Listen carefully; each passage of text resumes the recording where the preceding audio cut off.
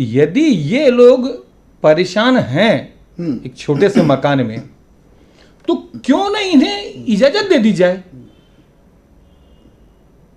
बनाओ अपना मकान।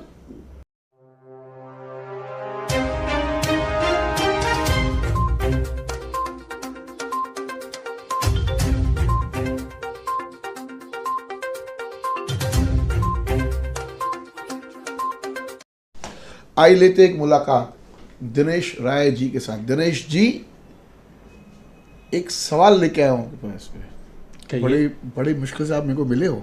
कहिए ना। 1986 में पहली बार शहर के माजी आमदार नगर अध्यक्ष बने थे। जी हाँ। उस टाइम पर जो बजट थी, उस टाइम में पालिका हुआ करती थी, नगर पालिका, उस टाइम बजट हुआ करती छोटी हुआ करती थी, यानी लगभग, मतलब क्या करूँ, काफ़ी छोटी हुआ करती थी, ऐसे मुझे पता है। तो उस टाइम पर जो डेवलपमेंट हुआ वो कैसे हुआ? सबसे पहले मैं नमस्कार कहूँगा। देखिए, हमारे जो उस समय नगराध्यक्ष बने, युवा नगराध्यक्ष जिन्हें कहता हूँ मैं, आज भी युवा हैं, उनकी 36 ईयर की एज थी। अच्छा। और उसके बाद से अब 36 साल फिर हो गए हैं। 86 में हुए थे वो नगराध्यक्ष, अब 2022 चालू है। सही है। फिर 36 साल हो गए हैं।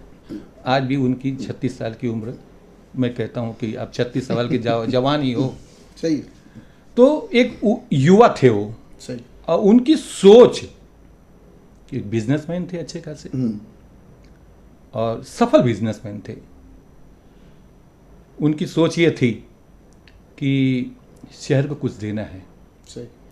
और कुछ करने के लिए और किसी भी चीज़ के विस्तार के लिए या विकास के लिए, उसके लिए पैसे तो लगेंगे ही। इसके लिए उन्होंने एक प्लानिंग की। क्या हुआ, जब उल्लासनगर बसा, उस समय धीरे धीरे धीरे धीरे धीरे धीरे 36 साल हो गए थे उल्लासनगर को बसे हुए। 1949 में उल्लासनगर स्टैब्लिश हुआ। सही। तो लोगों जो यहाँ बैठे थे, उनकी फैमिली बढ़ने लगी।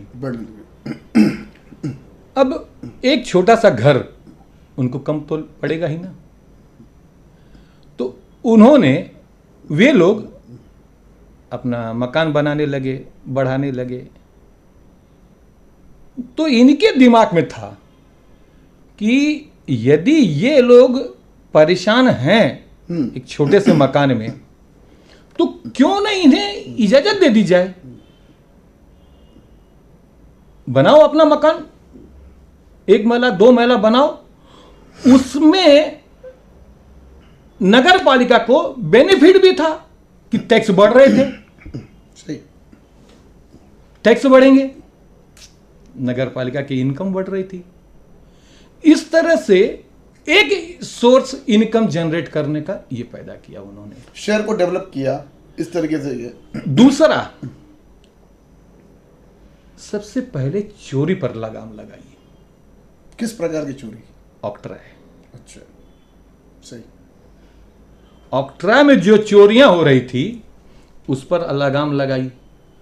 उस लगाम लगाते ही नगर पालिका का बजट धीरे धीरे धीरे धीरे बढ़ना लगा। उन्होंने क्या किया, जितने बजट बढ़ के आ रहे थे, सब डेवलपमेंट पे लगाना शुरू कर दिया।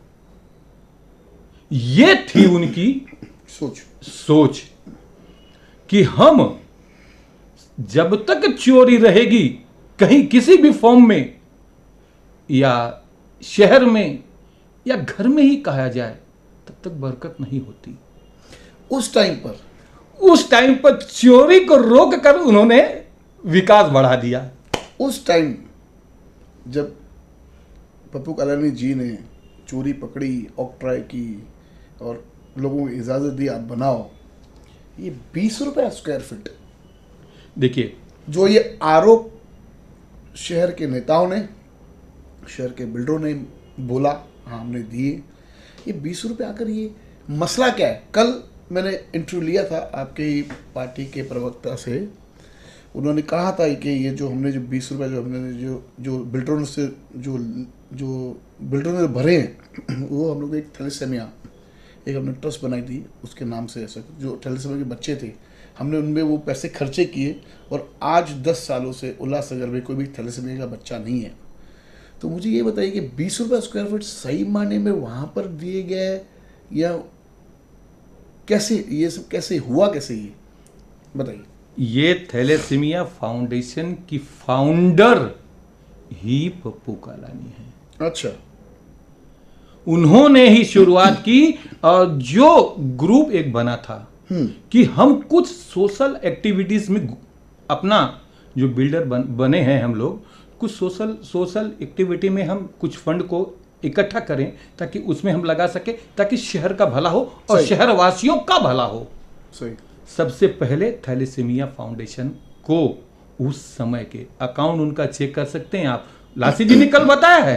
हाँ, ये आरोप जो लगा सिर्फ आरोप ही था, उस पैसे को सही जगह पर ही इस्तेमाल किया गया। और खैर, आरोप लगाने वालों के तो देखिए मुंह किसी का नहीं बंद किया जा सकता। नहीं, वो तो सही है आपकी बात, राजनीति में तो आरोप लगते ही रहते हैं, लेकिन आज आप पे कुछ ज्यादा आरोप लग गए। ठीक है ना, आज लेकिन ये क्यों नहीं मान रहे हैं? उसी सहयोग की वजह से आज हमारे शहर में थैलेसीमिया का एक भी पेशेंट नहीं है। ये उपलब्धि नहीं हुई। सही है। हम अगर हृदय से इस बात को माने कि जो बच्चे थैलेसीमिया से पीड़ित हैं, उनके परिवार को एक बार उनके दुखों में झांक कर देखो, आपकी रूह कांप जाएगी भाई, उनकी परिस्थिति क्या थी। तीसरा मुद्दा मैं आपसे पूछना चाहता हूँ, 855 बिल्डिंग कैसे बनी? आमदार तो आप थे, यानी आपके नेता श्री पप्पू कालानी जी। देखिए, 11 नवंबर 1992 को हमारे साहब, जिन्हें मैं शहर का वास्तु विशारद कहूंगा, सही बोलिए, उस शहर के आर्किटेक्ट ही हैं, क्योंकि उनके दिमाग में विजन है, एक लोगों के लिए कुछ करने का विजन था। लेकिन ये विरोधी जब 86 में वो करना स्टार्ट किए, तो हजी में कुछ एक्स्ट्रा ऑर्डिनरी कर रहा है, षड्यंत्र लगाए। खैर, वो राजनीतिक परिस्थितियां थी और राजनीतिक कारणों के तहत उनको शहर से बाहर कर दिया गया 11 नवंबर 1992 को। उसके बाद हमारे शहर, हमारे सरकार, जिसे मैं सरकार कहता हूं और देखा मैंने, ये तो फक्र से कहता हूं, आप साय के जैसा साहब के साथ रहा करते रहे, पप्पू कालानी जी के साथ में। और ऐसा है कि कभी भी कोई भी, मतलब ऐसा नहीं कि भाई कि कोई भी शहर का नागरिक हो तो वो साहब बोलता ही है साहब को, क्योंकि वो एक पैटर्न वर्ड बोलते हैं जिसको साहब वैसे बोलते हैं। मानता हूँ मैं, काफ़ी शहर में पप्पू कालानी जी को इज्जत, मान, सम्मान, नाम, रुतबा सब मिला भाई। लेकिन ये 20 रुपये का आरोप, इसका स्पष्टीकरण आपने इतना 32 साल के बाद ही क्यों, पहले क्यों नहीं दिया? देखिए, हमको देखो, सांच को आंच नहीं।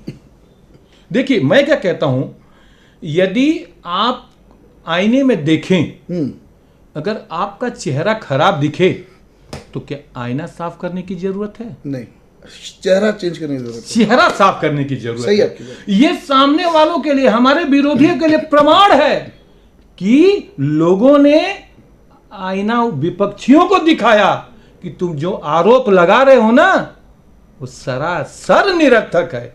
नहीं तो ये मानिए, कौन आज तक विश्व में, हिंदुस्तान में ही छोड़िए, विश्व में नेल्सन मंडेला एक थे, दूसरा एक पप्पू कालानी है, 2 बार जेल में बम पर इंडिपेंडेंट रहते हुए, निर्दलीय रहते हुए बड़ी 53,000 56,000 की लीड से जीतकर सामने वाले से आगे आए हैं। वो इतनी बड़ी विनिंग किसी को मिलती नहीं।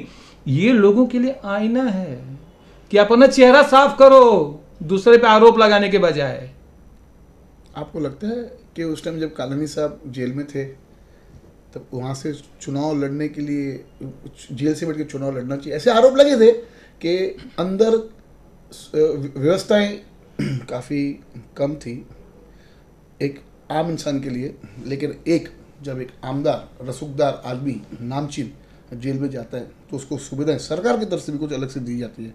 तो ऐसे ये भी आरोप लगा था शहर वासियों का कि अपने, और नेताओं का भी, जो शहर के ऑपोजिशन जो लीडर्स थे उनका भी ऐसे कहना था कि अपने सुख के लिए आमदार जी ने, पप्पू कालानी जी ने जेल से चुनाव लड़ने का फैसला किया। देखिए ये बात आरोप थे, उन पर आरोप लगे थे, वो भी निरर्थक आरोप लगे थे, मिथ्या आरोप लगे थे। सही। देखिए जब तक सच से सामना नहीं करोगे, अगर सच से सामना नहीं किए तो बुजदिल बन जाओगे। इसलिए उनको बुजदिल नहीं बनना था, उन चीजों का सामना करना था। नहीं, उस टाइम कोई दूसरा उत्तराधिकारी जो कालानी परिवार से कोई देते थे तो थोड़ा क्या लीडरशिप थोड़ा शहर में ठीक है ना, हमें वही समझ में आ रहे थे वही।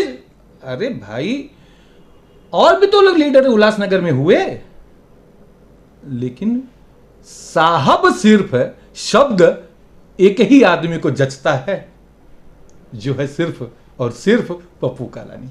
हारे कैसे? हारे 2007 में हारे कुमार कालानी जी कैसे? और पप्पू कालानी जी का ये इलेक्शन में साहब 7,500 के आसपास के वोटों से पराजित हुए, वो कैसे? देखिए क्या हुआ, फरवरी 2005 को हाई कोर्ट का ऑर्डर आया, शहर की 855 बिल्डिंगों को अवैध है उसे तोड़ना है। यह ऑर्डर आया। उस समय की अगर कल्पना करें, 855 बिल्डिंगें, लगभग लाख लोग रहे होंगे।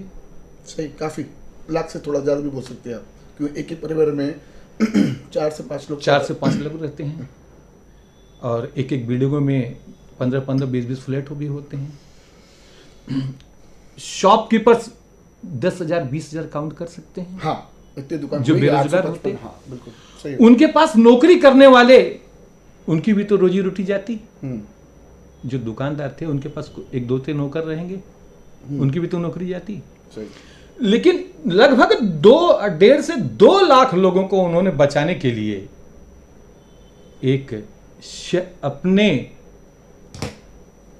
गवर्नमेंट से लड़के, कहते हैं कि पप्पू कालानी ने, मैं उस समय उनके साथ में रहा हूं, किसी डर को नहीं छोड़ा। चाहे ऊपर वाले की सरकार की डर हो, चाहे मंत्रालय की डर हो, दोनों डर को उन्होंने खान कर रख दिया।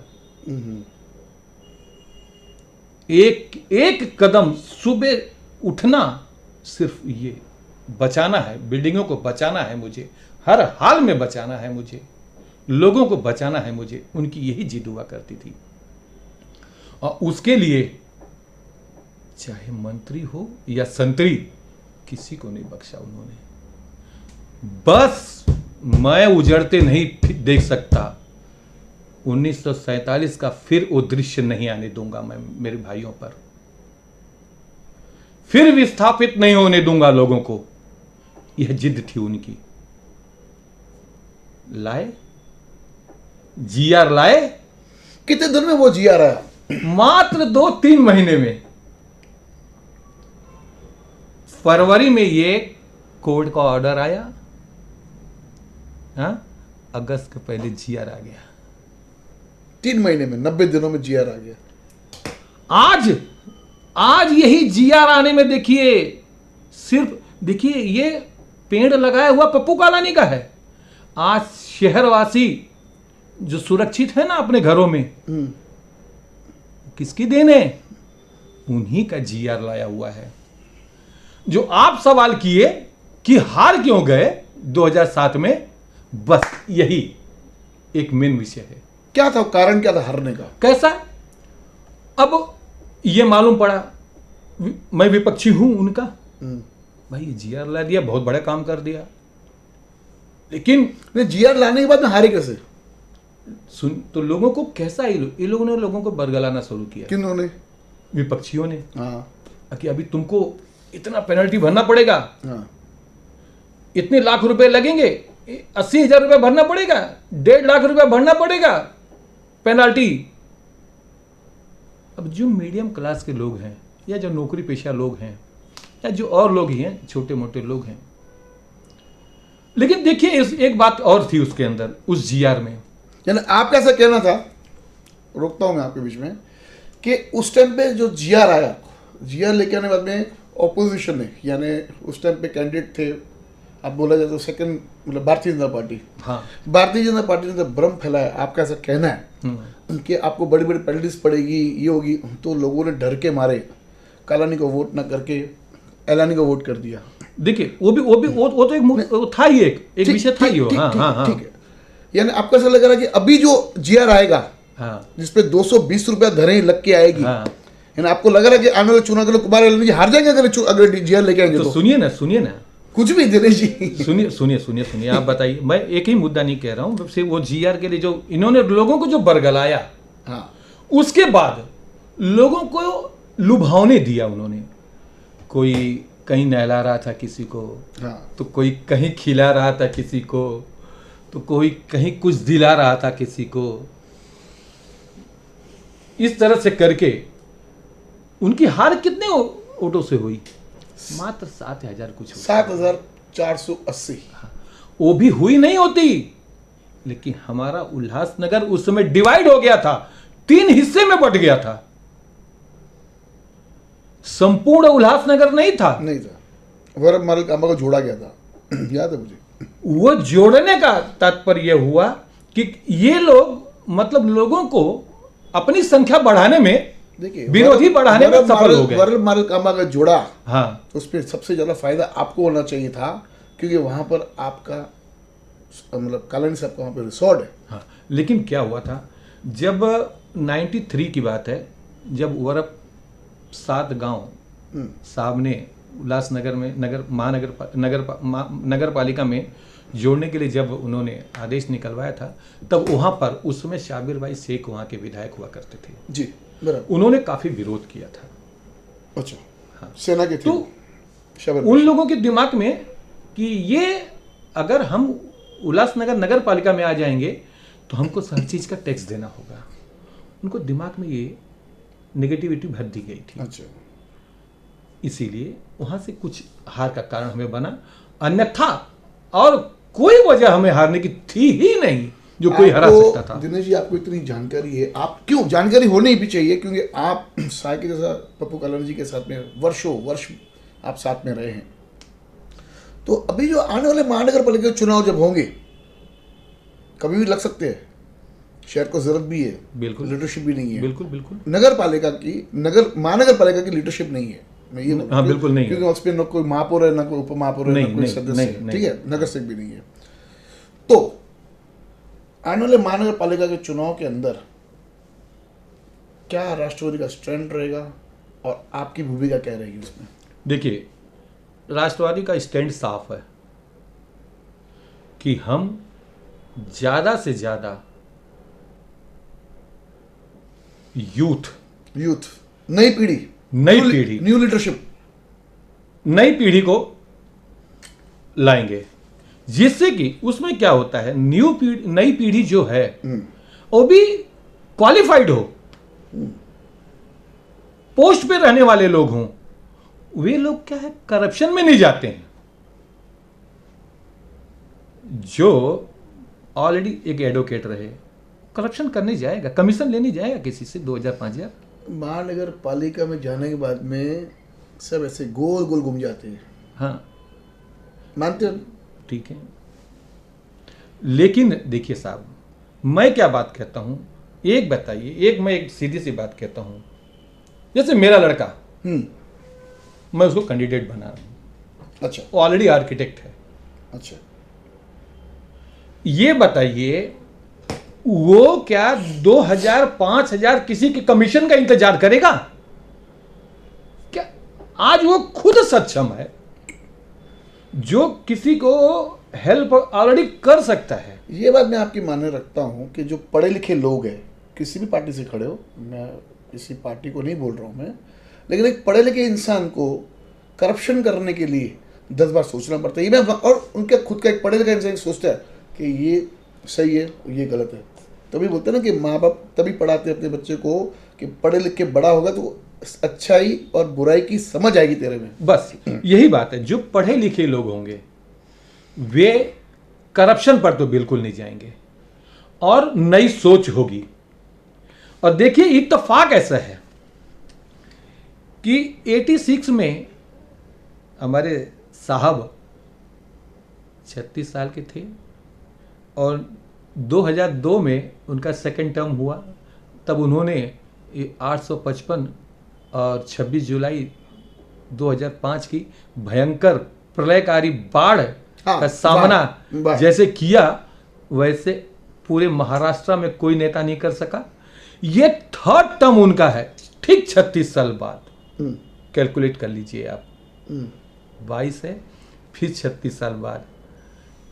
उनकी क्वालिटी पे कितना महत्व था, उनके क्वालिटी पे कितना लक्ष्य हुआ करता था, मैं उस समय देखा करता था। मैं छोटा सा था, देखता था रात को गाड़ी लेके जाके 17 सेक्शन पे बैठ जाया करते थे। दिन भर ट्रांसपोर्टेशन चलती थी, इसलिए काम कम करते थे, रात को काम फास्ट लेते थे, खुद बैठ के वॉच करते थे। उनकी क्वालिटी पे इतना कंट्रोल है, इतना लक्ष्य उनका क्वालिटी पे रहता है। और सबसे बड़ी बात उनको है, करप्शन पे बहुत ही नफरत है।